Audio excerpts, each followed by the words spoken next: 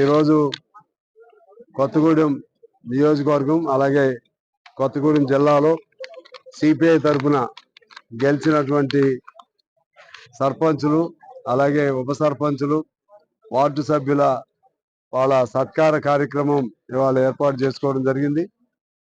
దాదాపు 50 పంచాయతీల్లో జిల్లాలో గెలవటం జరిగింది. అందులో ఒక 40 పంచాయతీలు 37 మా డైరెక్ట్గా గెలిచినాయి. ఒక 3-4 ఇంకా 3-4 పంచాయతీలు మా స్నేహితులుగా గెలిచి వాళ్ళు కూడా సిపిఐలోకి వస్తూ ఉన్నారు. ఆ విధంగా 40 పంచాయతీలు ఇవాళ కొత్తగూడెం నియోజకవర్గంలో 11 పంచాయతీలు జిల్లాలో గెలవడం జరిగింది. అంటే 51 పంచాయతీలు గెలిచాం. అదేవిధంగా ఇక్కడ కొత్తగూడెం వరకు అన్ని స్థానాల్లో స్నేహపూర్వక పోటీ చేశాం. ఒకరినొకరేం అనుకోలేదు. ఇది పార్టీ గుర్తులు కాదు కాబట్టి ముందే ఒక ఒప్పందం చేసుకున్నాం. కుదిరితే పొత్తు పెట్టుకుందాం, లేకపోతే స్నేహపూర్వక పోటీ చేద్దామని చెప్పి అనుకోవటం జరిగింది. ఆ ప్రకారంగానే స్నేహపూర్వక పోటీ అన్ని స్థానాల్లో స్నేహపూర్వక పోటీ చేశాం కొత్తగూడెంలో. అయినా కూడా ప్రజలు బాగా ఆదరించారు. రేపు భవిష్యత్తులో ఈ పొత్తులు ఉండమనేది కాదు. భవిష్యత్తులో మళ్ళీ రేపు పార్టీ గుర్తులు ఉన్నప్పుడు దాదాపు సిపిఐ కమ్యూనిస్ట్ కాంగ్రెస్ పార్టీల పొత్తులు ఇంకా నడుస్తూనే ఉన్నాయి కాబట్టి దీన్ని ఏదో బ్రేక్ చేసుకోవాల్సిన అవసరం ఉంటుందని నేను అనుకోను.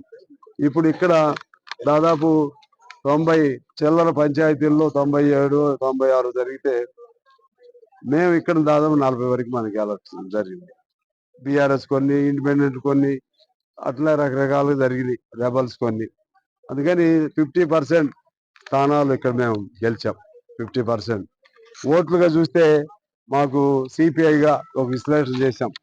ఎక్కువ ఓట్లు రావడం జరిగింది సింగిల్గా. దానిలో కొన్ని మేము స్నేహపూర్వకంగా ఉంటుందనే ఉద్దేశంతో కాంగ్రెస్ వదిలేసాం.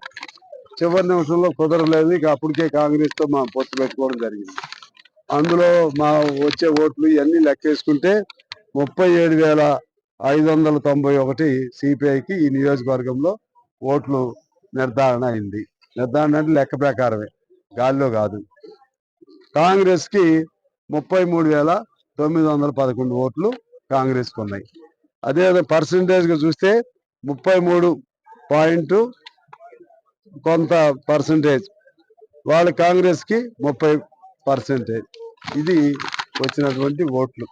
అందువలన ఇక్కడ ఈ నియోజకవర్గంలో ప్రజలు మెజార్టీగా నన్ను కానీ కమ్యూనిస్ట్ పార్టీని కానీ ఆదరించారు.